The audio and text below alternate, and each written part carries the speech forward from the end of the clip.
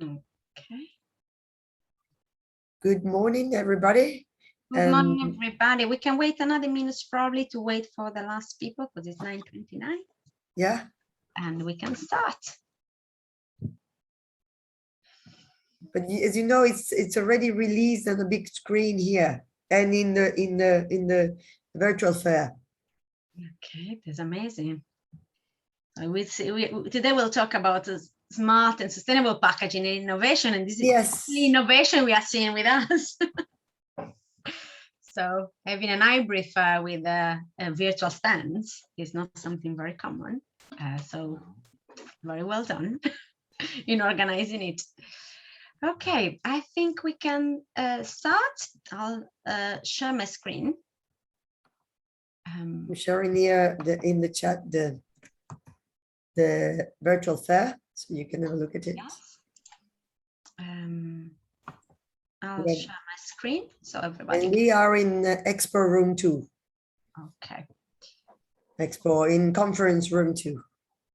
Okay, I don't know what's happening here. Okay, there should be the big screen, and now you should be able to see it.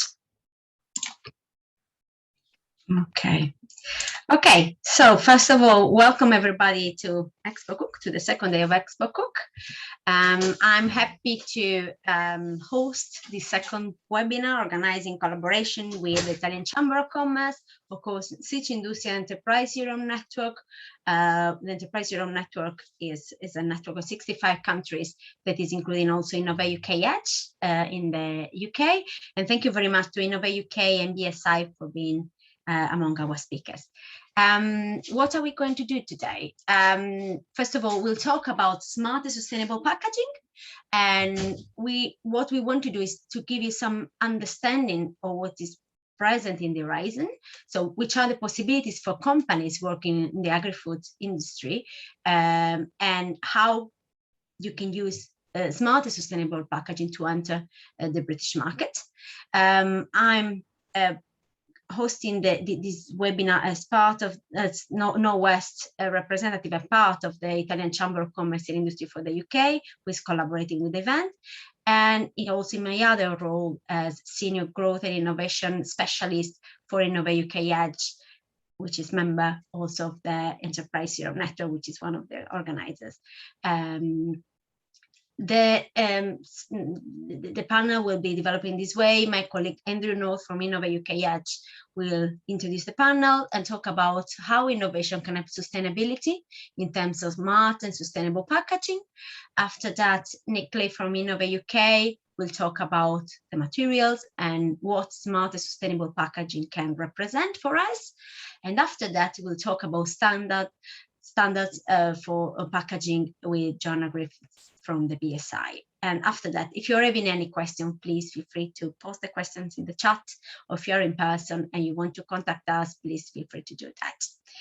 So just a brief thank you to Sicindustria and Enterprise Europe Network for organizing Expocook. Innovate UK EDGE is one of the co-organizers as part of the Enterprise Europe Network, but this type of events are organized in order to create a bridge between different countries and to create opportunities for those companies, in this case in the agri-food and HoReCa sector, to internationalize, to know how they can export or import from other countries, and to establish connections and partnerships between different countries. So the key aim is this, and of course our hope for everybody is to help your growth and your innovation even in this difficult time. So just a quick introduction about myself. As mentioned before, I got this double role. I'm wearing 2 hats. I'm one of the Senior Growth and Innovation Specialists at Innovate UK EDGE, and I'm also the Northwest representative for the Italian Chamber of Commerce and Industry for the UK, that is helping Italian companies to export and to be present in the UK, and helping the British companies to get in contact with these Italian companies and businesses that want to be present in Britain. What are we doing? So we help companies literally to develop themselves in Britain. So before giving the word, passing the word to Andrew, I would like just briefly to give you a bit of understanding of what the global scenario in the agri-food sector is at the moment and why you should think about the UK. As I mentioned also yesterday, because this is the second webinar of a series of 3 webinars we are co-organizing, the global agri-food sector is showing some very good numbers for both the UK and Italy. So in terms of packaged foods, the market size in the UK is 72.8 million of euros, and while Italy is slightly lower. But this is showing us the UK, compared to other countries, is a very active country in terms of food and drink and packaged food. But in order to transport and to commercialize these food, it needs to be packed. And so, as we all know, plastic packaging is becoming more and more detrimental for the environment. And one of the key goals of the UK is to reach some sustainability goals and to meet the net zero agenda.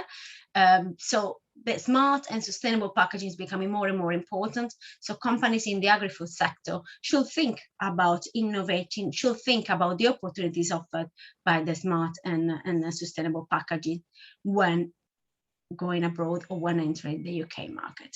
Saying so, I won't anticipate anything that my colleagues will mention today, and I'm happy to pass the screen actually to my colleague Andrew North. Andrew, the screen is yours. Buongiorno, good morning everybody. Thank you, Julia, for the introduction there. It's a pleasure to join you. It's a real shame that we can't be there in person. But we do have a bit of blue sky and sunshine in the UK at the moment, despite an awful lot of rain, as I'm sure you would imagine. My role is I'm one of the senior growth and innovation specialists within Innovate UK EDGE. I've worked for many years in the past with Enterprise Europe Network as well, so it's a real pleasure to join you. We really do feel as EDGE advisors that collaboration internationally is really important for everything that we're doing, and certainly around the area of sustainable food packaging within the UK. So Julia, if you could skip, please. Thank you. So sustainable food packaging in the UK. It's not just food, as you can imagine. Everybody is now really focused on the responsibilities that we have as consumers and as designers, developers of new products and new services. I think over recent years, it's been an incredible journey and an incredible acceleration in speed in terms of people's awareness of what they need to do as consumers in that life cycle, through to actually the industry and the businesses that are focused on developing the new products. So it's great to see that we are now starting to get a real focus on this, and in particular in food packaging, because as I mentioned, as consumers, we produce an awful lot of waste, far too much waste, as we're seeing, and the awareness of this across the world now is really becoming apparent. So we all have a responsibility to play, and the businesses that we're working with in the UK here really are pushing the boundaries of innovation now, trying to do the best they can to come up with solutions that actually can be adopted and are adding value and actually are meaningful to what we need.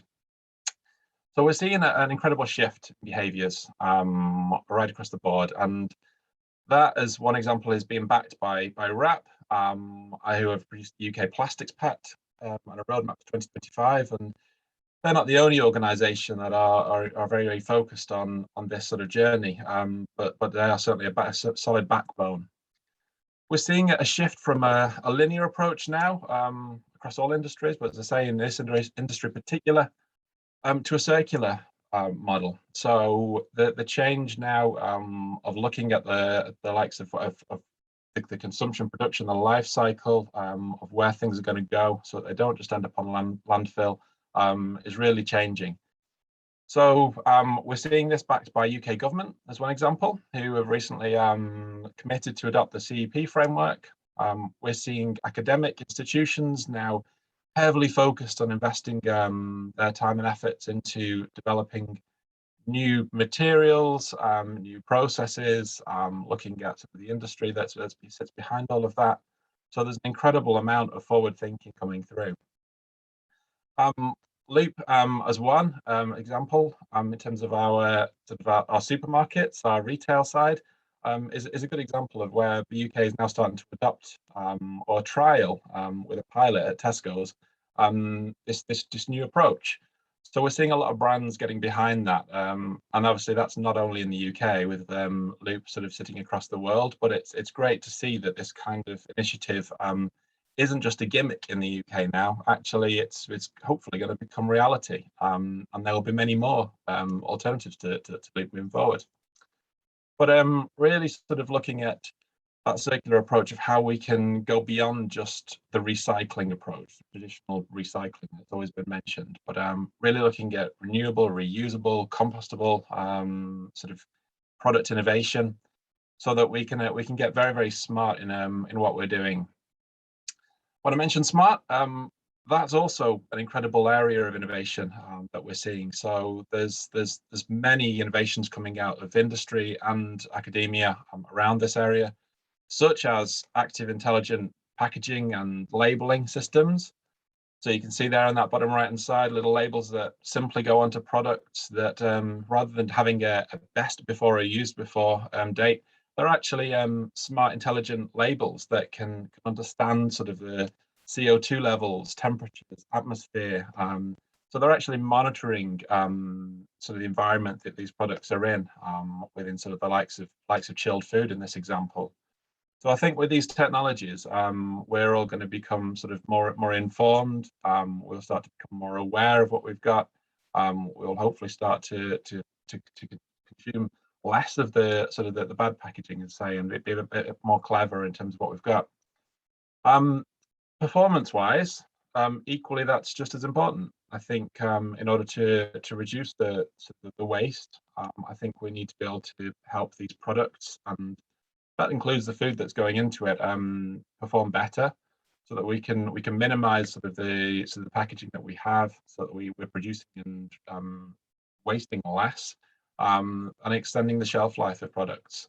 I think we kind of have to have a bit of a culture change now, or a big culture change in what we're consuming and how we're handling it, and certainly our awareness.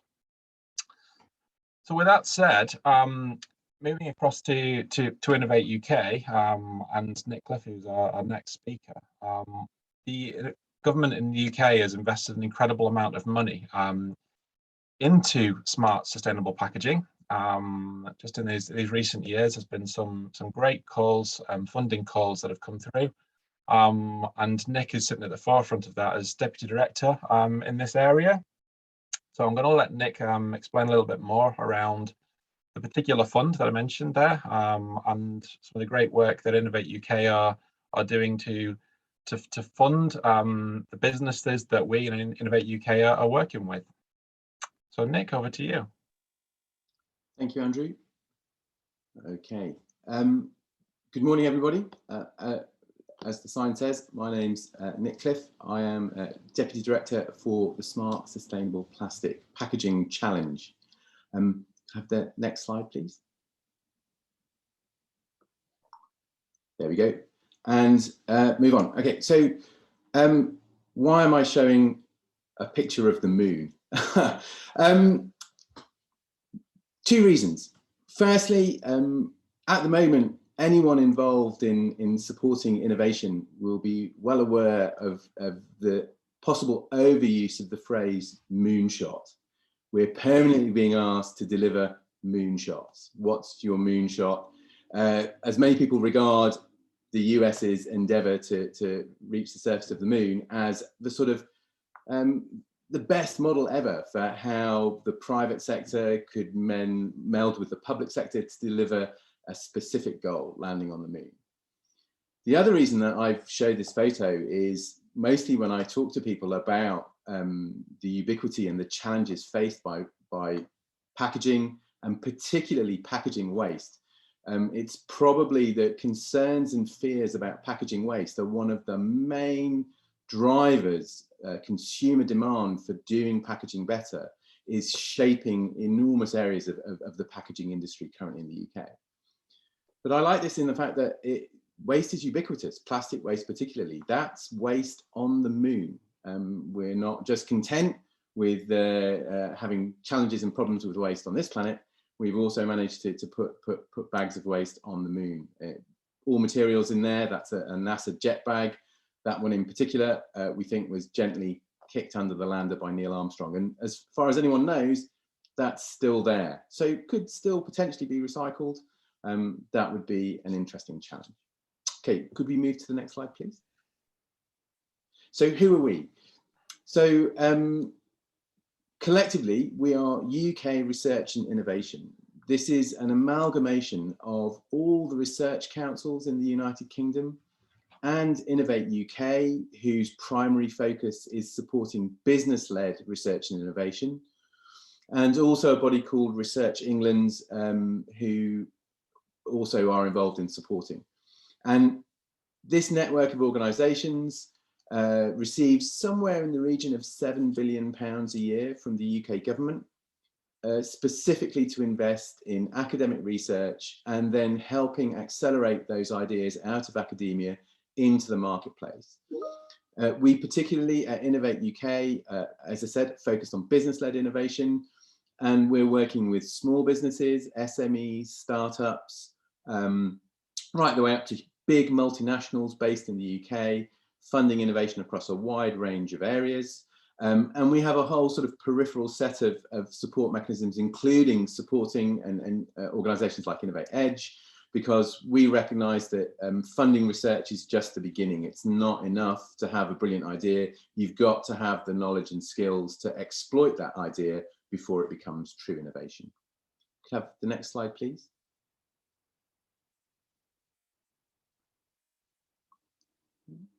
Thank you. So the challenge that I run is a £60 million investment just to develop and support research innovation in smart and sustainable plastic packaging. Quite a substantial award of money for an area that hasn't seen a great deal of focused innovation support. And I think that that reflects as well, particularly the high levels of concern in the UK around packaging, packaging waste and plastic packaging. There are huge demands and opportunities if you have sustainable packaging solutions or are interested in developing them in the UK right now, from retailers right the way through to consumers. And we've also done a great deal of work trying to bring together all the players in the supply chain to create an environment where there is a willingness to collaborate to develop ideas and bring them to market. We're part of something called the Industrial Strategy Challenge Funds. It was a very industry-led program, so we went out and asked what industry needed to innovate in this area. And overall, we are looking to deliver research and innovation to support the plastic pack targets, which Andrew mentioned, to unlock a significant increase in research and innovation spend, and to drive collaboration. Next slide, please.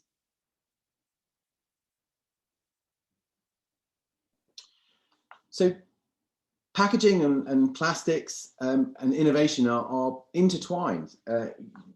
Arguably, plastic, which is the area that we specialise in, or the fund specialises in, really got its start, I suppose, in the packaging sector. This is just a picture illustrating the early invention of cellophane, which I find a fascinating example of innovation in packaging. So what started out as an attempt to create wine-proof tablecloths to prevent linen tablecloths from being ruined by the application of a viscose layer, sort of pivoted when they found out that they couldn't really effectively bind the viscose to the linen tablecloth and it would peel off in these wonderful diaphanous sheets. And then someone immediately thought, you know what, we could wrap stuff in that. And that led to the development of cellophane.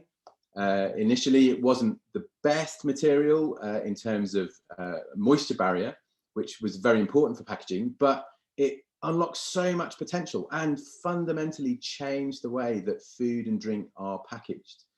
And it started to change the way that food and drink was sold as well, most notably in the meat industry, because for the first time, you no longer went to the butcher's counter and watched them slice the meat off, but meat could be pre-packed, it could be preserved.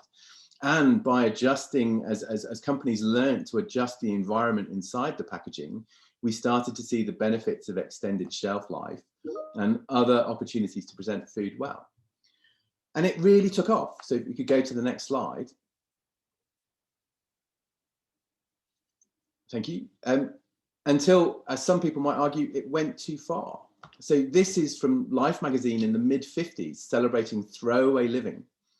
So packaging permeated every aspect, every product, and it was viewed as essentially single-use and disposable, and that was fine. And it wasn't until much more recently, particularly in the UK with programs like the Blue Planet, where the magnitude of the challenges posed from single-use packaging and other product solutions really came to the forefront of public consciousness. And one of the main reasons why I think that we've been allocated the money to drive innovation in this area is because of the scale of the problem. But the one thing that we want to stress is that we're not anti-plastic, we're not anti-packaging within this challenge. And in fact, packaging plays an absolutely fundamental role, not just in food distribution and service, but also in all of our shared ambitions for a net zero future, because the role packaging principally plays not just in protecting and preserving food, but in reducing food waste, which is a huge source of CO2. So in fact, illustrated on the next slide, please, Julia.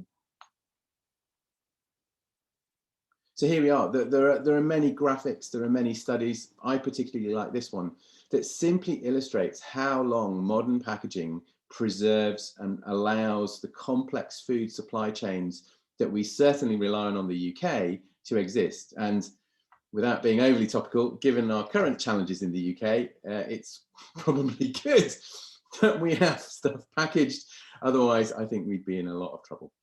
Okay, move on to the next slide, please, Julia. So within the challenge, what we want to do is retain all the benefits from the left-hand side of the picture.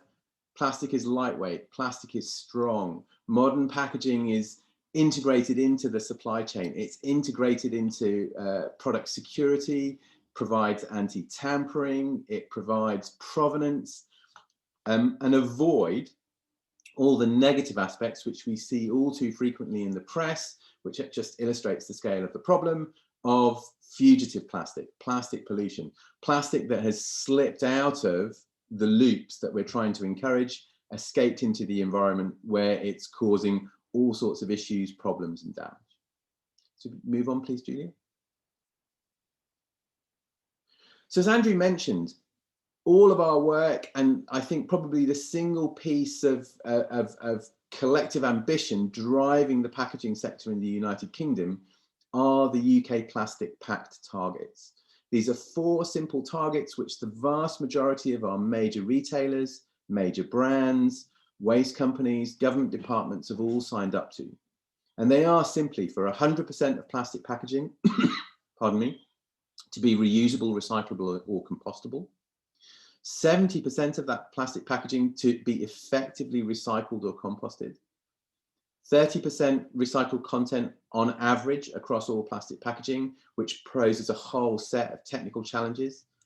And lastly, and in common with much of the circular economy package, this is the UK's own sort of spin on eliminating certain types of problematic or unnecessary single-use packaging. So most recently in the UK, that's been extended to include plastic cutlery as something that we will be phasing out for consultation for being phased out. You go to the next slide, please, Julia. So the program that we run has 3 main elements. A core program where we've invested £2 million to drive collaboration and system change.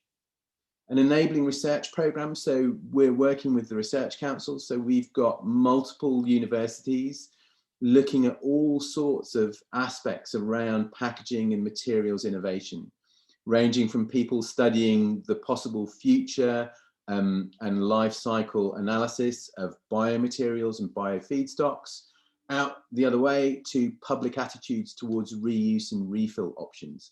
How do people really feel about going to a supermarket and getting a reusable tub to put their dry goods in or their wet goods in? What are the barriers to using those? It's only through understanding what really drives and motivates consumers can market appropriate solutions be developed and succeed.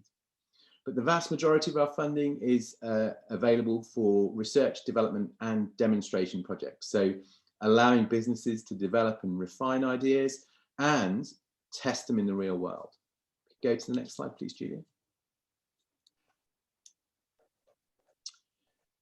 So over half of the £60 million that we have is earmarked to fund large late-scale demonstrator projects. And this came through loud and clear when we were doing the industry engagement for this challenge, is that one of the biggest battles is nobody wants to invest in plant number one.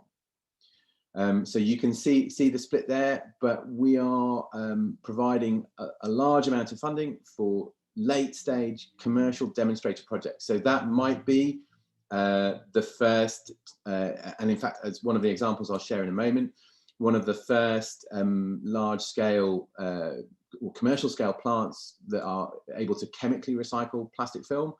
But it could just as easily, and hopefully in the future, be a large-scale rollout of a commercial refill system, or a large-scale rollout of a novel distribution system, which perhaps eliminates the need for single-use packaging in the first place. But really testing these ideas at huge scale. We're talking multi-million-pound grants for multi-million-pound projects, or to de-risk investing in multi-million-pound projects. The next slide, please, Julia. So these are some of our key themes. These are the things that people in the UK packaging chain are looking for.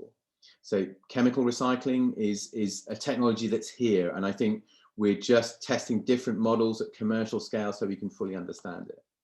Always in the UK, looking for solutions to non-bottle PET recycling.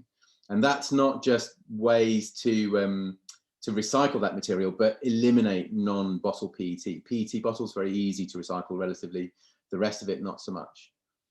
We're seeing a lot of interest in design for minimal or reduced plastic packaging, still people looking to lightweight, to take the plastic out.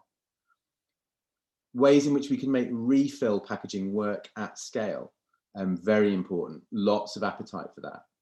Solutions for film and flexibles, again, not just end-of-life solutions, but novel materials or different packaging formats. Lots of interest, particularly in the UK, for food-grade recycled polypropylene. In a relatively short period of time, all plastic packaging in the UK will need to have 30% recycled content. And at the moment, the availability of food-grade recycled polypropylene is effectively zero. There is some available, but not much.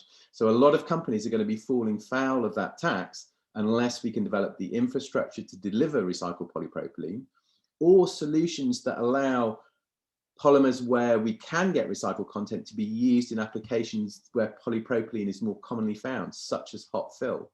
Hot filling PET is well, virtually impossible, although we are seeing some innovation and projects in that area.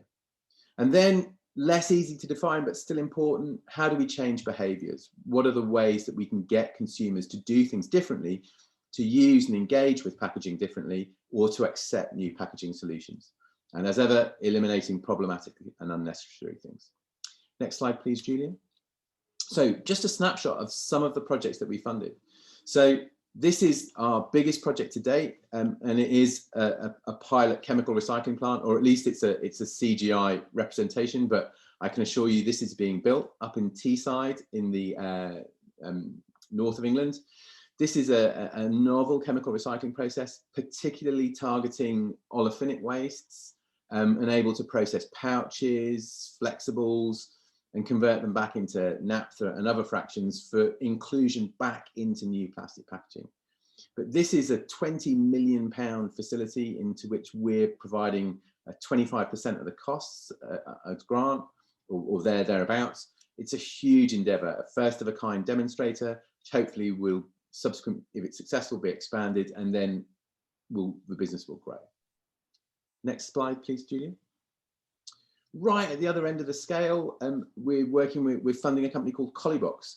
Not so much to get interested. This is reusable packaging for sort of lunchtime food service.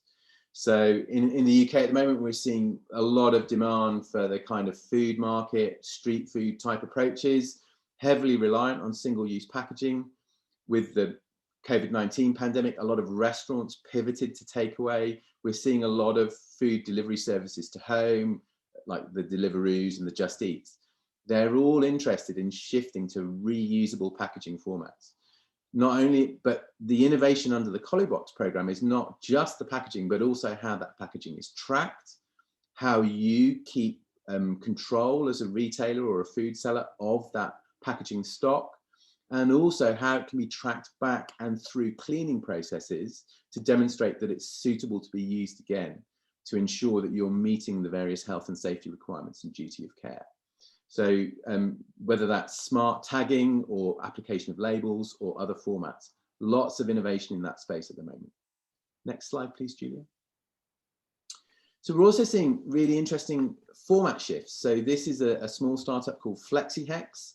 They use fiber, a card-based honeycomb cell structure to replace the sort of more traditional plastic bubble wrap, or any of the sort of clever, smart, automated systems that are heavily reliant on plastic air combinations to cushion bottles.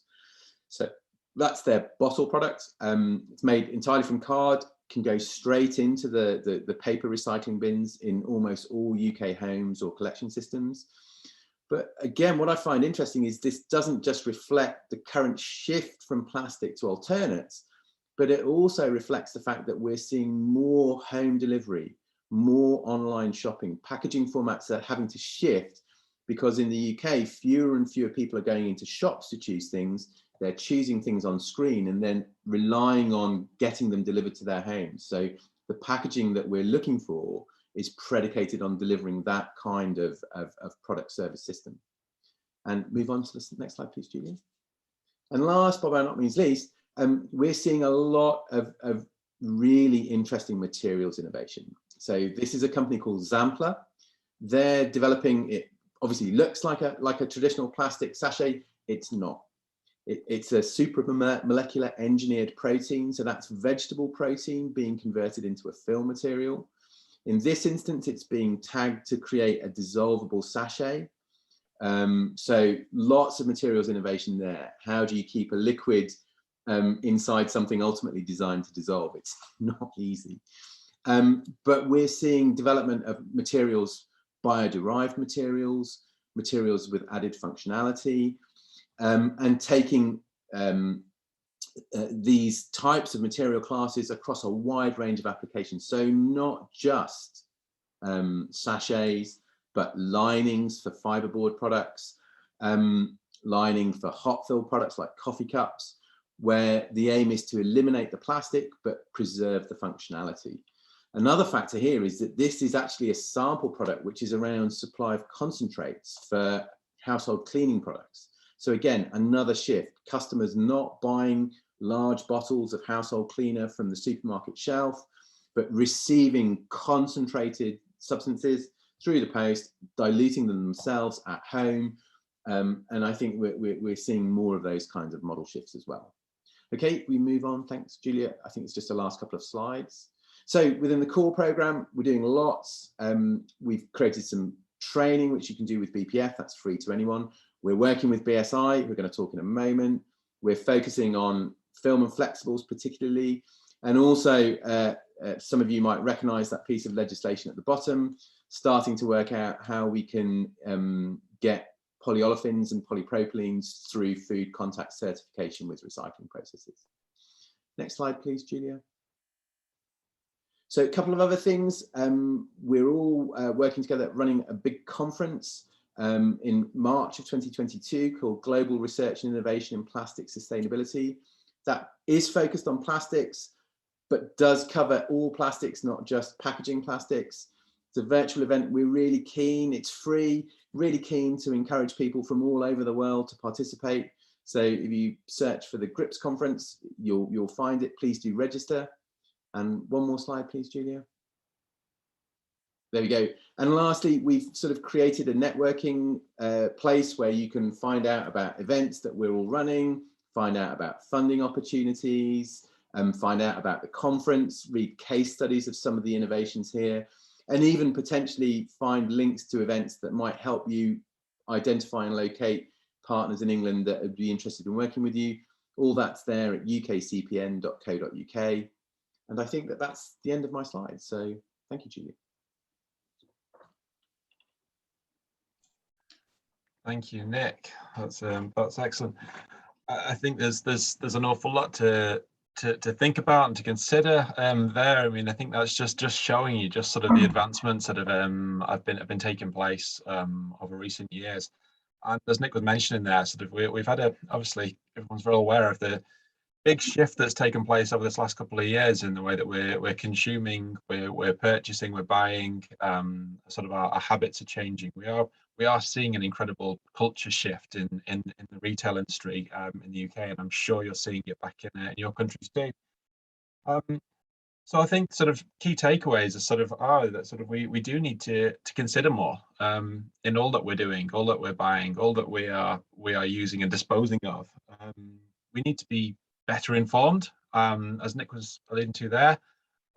In the UK, we are all sort of said there's an incredible appetite to collaborate, to work more with others across the globe, and certainly with yourselves. So if you're interested in any of the sort of innovation and research that we have within the UK, then please do reach out to us and get in touch, and we can link you in. I think it will be fabulous to see some new innovations coming through that we could maybe even sort of look to present in future years at this conference. So please do come through.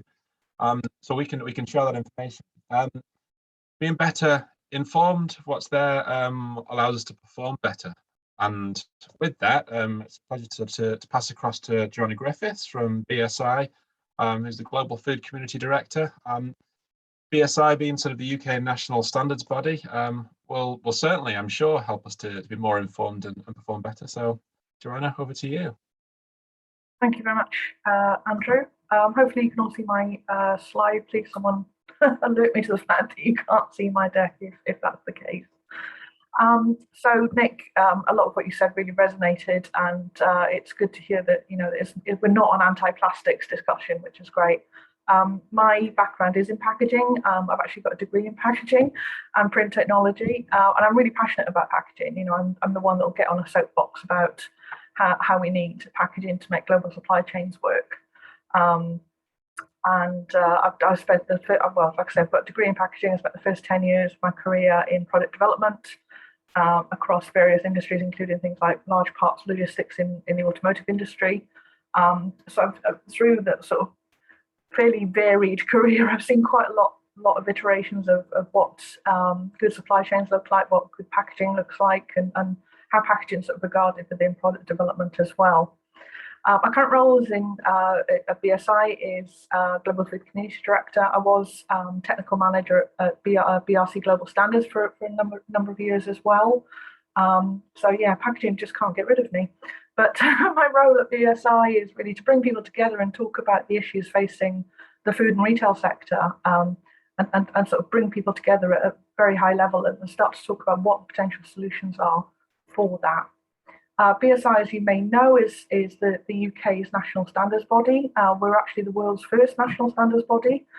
There are, of course, now hundreds of them. And we're a founding member of ISO. And I think I may not get the numbers completely correct, but about 85% of all the work we do in the standards part of our business, is ISO related. So standards, you might wonder what standards are. Well, there's a lot of information on this slide. I won't read through it, but it really sort of distills what good looks like. Some really good examples of that is credit cards. You can use your credit card anywhere in the world. When it comes to plugs and sockets, that's an example of where harmonisation hasn't happened, where standards haven't got involved, because you change countries, you change your plugs. Very frustrating if you travel quite a lot, and of course not that we've been doing a lot of that recently. But it's really a way to to give a guidance or an audit base. Oh, not sure why that happened. In terms of what good looks like, and they're generally voluntary, but can help with compliance to legislation as well. So these are just some of our common, most popular standards. All of these can be purchased from British Standards Online, BSOL, or through the standards portal as well. And what you'll see through this slide, I think through some of the next slides, is that there's lots of performance characteristics, and I think that's kind of the first steps in terms of defining things around sustainability. Is what are the performance characteristics that we need to see in order to demonstrate that package is effective. Sorry, let's move on to the next one. So we've got a couple of standards in development around recycling and measuring recycling.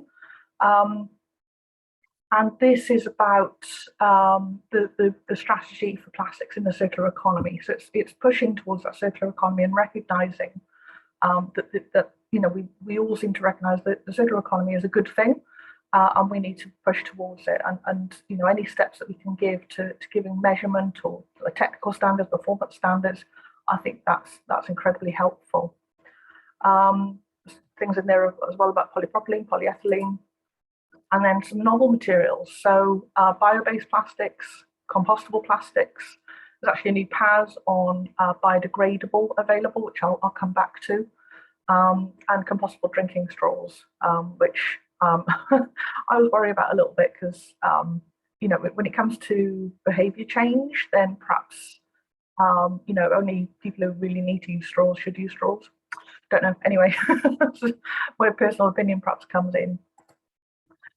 So composting and biodegradability as well. So carrier bags. Of course, a lot of European countries and some other countries as well have removed plastic bags, carrier bags. Depends on your opinion as to whether that's effective or not. But with a nod to circular economy, we've actually got a standard on circular economy. It's BS 8001. It's actually been out for about 4 years now. But that's based on organisational change and embedding 6 principles in an organisation. It's not an auditable standard. It's intended to give a guideline and some principles for people to be able to move forward, thinking more in a more circular way, in terms of product development, packaging development, as to support then, keeping those materials in circulation for as long as possible. There is an executive summary available of that that is free of charge. So if you'd like a copy, don't hesitate to reach out. I can email a copy to you, or you can search the BSI website and find it pretty successfully as well. Another new PAS, not probably one of the most obvious things that might leap out when thinking about sustainability, but pellet flake and powder. So plastic pellets are the primary raw material for any plastic item, whether it be a bag in the supermarket or a more durable item. They get shipped around the world from the plastic producers, and of course they get spilled because they look like lentils. They're kind of very small, easily lost. And actually, there's a big spill off the coast of Durban, I think, a couple of years ago, which caused quite a significant impact to the environment. So this PAS is about sort of stewardship. It's about making sure that where people handle or carry or any touch points of pellet flake and powder, that the risk of loss to the environment is minimised. And it's one of those that's starting to look at packaging in the context of the environment. And I think there's definitely a very small number of those that actually talk about packaging or materials in the environment rather than performance characteristics. Like I say, it's a stewardship approach, but it could be used for any raw material, any plastic raw material for any item. So it could be used for people making drain pipes or packaging materials. It's not sector specific, but it certainly can help the sector. Another new PAS which came out, which I just mentioned, was PAS 9017. This is around biodegradation in open air. So again, I've got The comments not been updated. Sorry about that. So this one's really about, again, performance characteristics, what you'd expect to see in the lab in order to determine whether something does actually biodegrade effectively in the environment. So then there's a couple of European countries, I think, that are moving towards caps that don't get removed from the bottle when you consume perhaps a water or soft drink. So this again is an environmental impact sort of standard. This very much, people sort of forget about it because it was quite a while ago now, but there was a day where aluminium cans, beverage cans, where the ring pull actually used to come off. And of course, that became a littering issue. I think it was back in the late 80s, early 90s, just a young thing. And,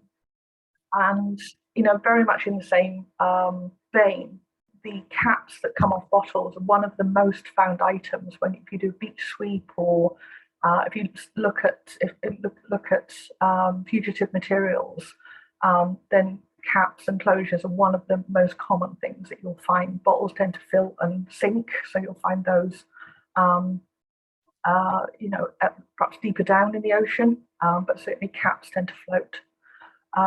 This must be on a timer, or maybe Julia's moving me forward. But so one of the most common standards that's used for food safety is the BRC Global Standards Packaging Material Standard.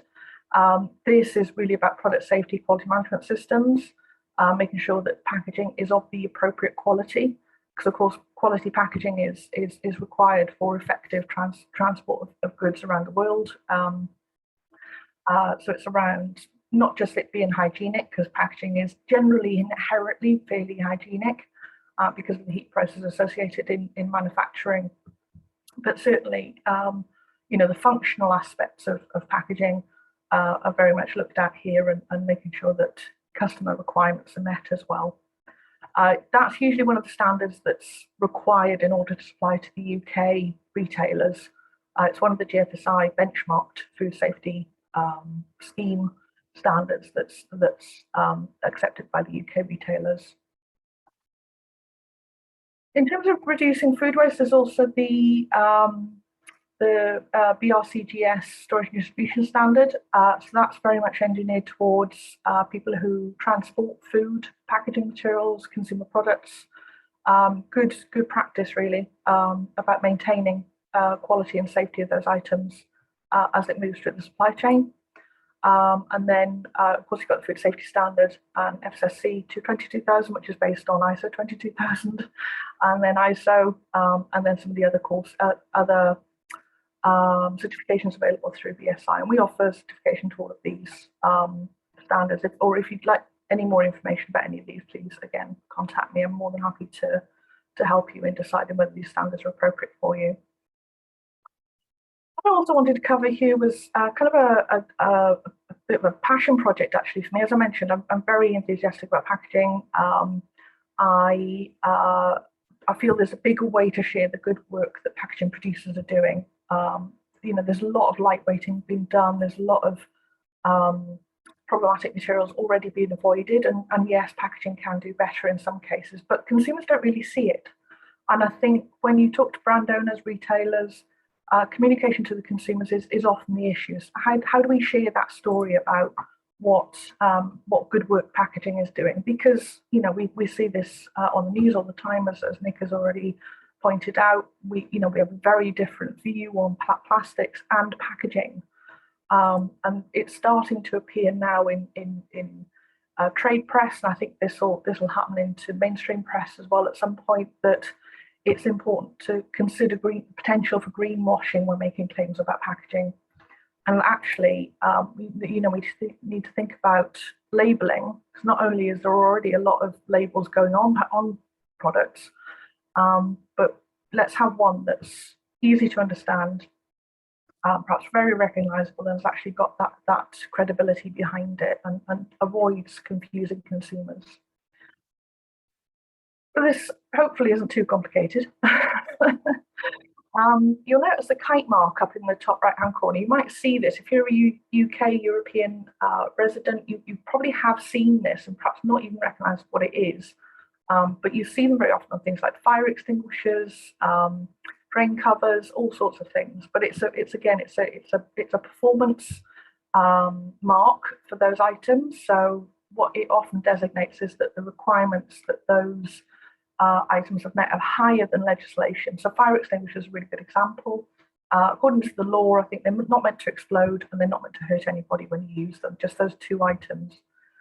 Nothing to do with putting out fires, unfortunately. Whereas the kite mark says that it has to perform for a certain number of minutes, that it has to be able to extinguish a certain level of fire. I'm not talking technical here, as I'm sure you can understand, but you know the requirements are actually much more specific and much more based on what the consumer might expect a fire extinguisher to do. So in adding this to new items, so again, it's a way to show that this item, whatever it is, has gone through extra requirements than the law might require. It's just been applied to honey, a honey producer in Scotland, because honey is one of the most adulterated food products in the world. So it's a way then for honey producers to demonstrate that they've gone through the extra testing, extra assurance to say that this is honey and this is its provenance. So if we can apply that then to packaging, then what does that mean? So we've got the core requirements here, the mandatory requirements. So we're basing it on 14,001 and then adding in life cycle assessment to think about all the pressure points that packaging might go through in its life, right from the point at which it's produced, so right back to perhaps the raw material producers, and then putting in some best practice requirements around the specific materials. So plastics, the 30% recycled might be embedded as part of that. We might also want to put that in glass. That glass is very often sort of 30 to 60% recycled, depending on when it's being produced. Paper and board as well, very often a huge recycled content. So by doing that, we can start to build a minimum level of environmental profile for that package that takes into consideration the demands of the product. What does that product actually need to get to the consumer in one piece and edible or usable or functional? And then on top of that, we can add customizable claims. So we might want to make a claim around a package that it's been made from the energy that went into producing the packaging maybe was fossil fuel free, fossil fuel free, or that it's been carbon neutral through its production. Maybe it's been designed for sustainable principles. Maybe it's got a higher recycled content than 30%. Maybe it's a bio-based. Maybe it's a novel material like Nick, some of the examples that Nick gave. And in terms of its end of life, is it reusable? Let's credit that. Let's build that into its environmental story. Maybe it's edible. Don't know. Maybe it is possible with some of those materials. Maybe it can be composted. Maybe it's just recyclable. All of that can be designated into the kite mark. So Nick already mentioned the Plastics Pact, but we can embed initiatives like that into the framework and remain agile. As things progress, as things change and improve, as the understanding of what's feasible for manufacturers changes and moves on, we can incorporate what good looks like and start to communicate that to consumers and give a pathway to communicate to consumers. So there'd be the core elements as customized claims, testing of those, so third-party accreditation, third-party validation of all that information, resulting in the kite mark.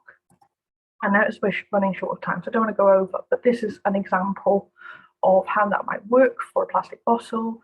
And I've displayed it in a slightly different way here. So if perhaps an organization's claims are around recyclability or recycled content, those can be pulled out. I've also wanted to make sure that things like the resin identification code or the material identification code was on that package as well, so that people, the average consumer could look at it and understand, well, it's PET, I know I can put that in my recycling. And then onto the consumer messaging piece. So you've got the kite mark down on the bottom of the cup there, and then you'll notice just to the right of it is the QR code. So that QR code then drives to a portal, a BSI portal that starts to talk about what the environmental story of that package is. So on one more. So just, very easy. I think we're all pretty used to QR codes now, certainly in the UK with the track and trace systems that we've all been sort of subjected to through the COVID period.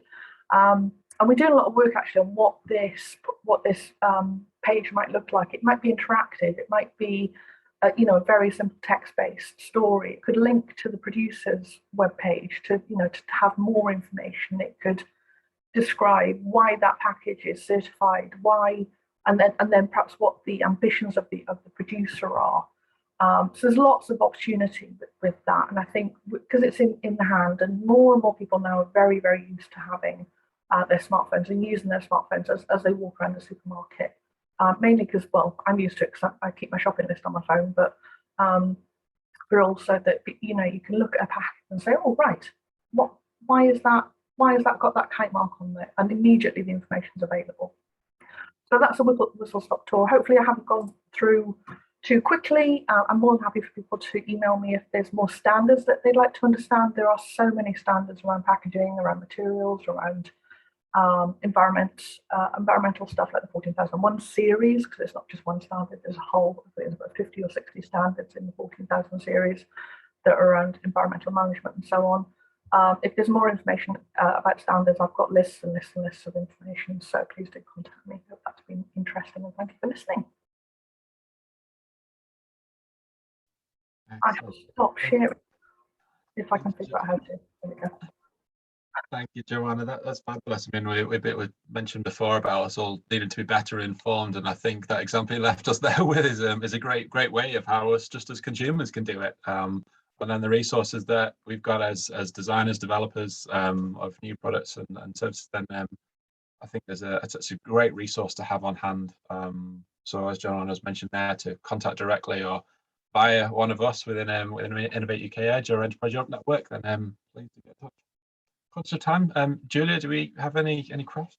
I don't have any online questions. Jada, do you know if there are any questions from? No, from the audience, no, we don't have any questions, because this session is so dense and full of information that I think they need a bit of time to process this information. Yes. So it's been an amazing webinar, and thankful to Andrew, Nick, and Joanna for all the presentations. They were really amazing, and I'm sure there will be there is a lot of material for further work together in the next days, starting from the next days. By the way, I was moving a little bit the screen, because I have here a colleague from Enterprise Europe Network Greece. Good morning. That is Piero Kelly. It is from the Agrifood sector group of Enterprise Europe Network. So this webinar, we know it's recorded and it will be shared with the whole Agrifood sector group, which is one of the largest in the network. So there is food for thoughts for the whole network. Yeah, it's literally food for thoughts. This will be of great help for the attendants and for the participants. Yes.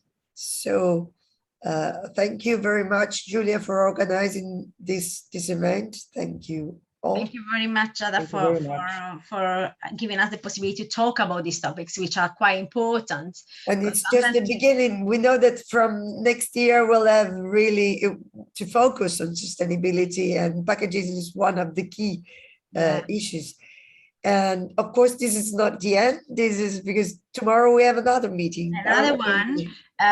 This one is for companies that want to develop their e-commerce. So we'll provide tips and information about how to develop an e-commerce, if a company is not having a website, what they need to do, but also how to approach the UK market via e-commerce, especially in these days with the pandemics. Everybody is more focused also on the online buying. So it will be very informative, and this series of webinars has been created in order to support the companies, literally to understand how they can package the food, how they can sell the food, and what they need to know if they want to internationalize and they want to reach the UK.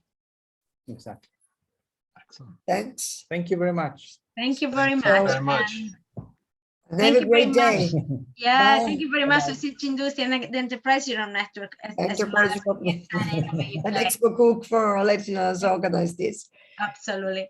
Bye Thank you very bye. much. Bye bye. Thank you And very see much. you in Sicily next year. Absolutely. See you soon. Thank Bye. you. Thank Bye. you. Bye bye. Bye-bye.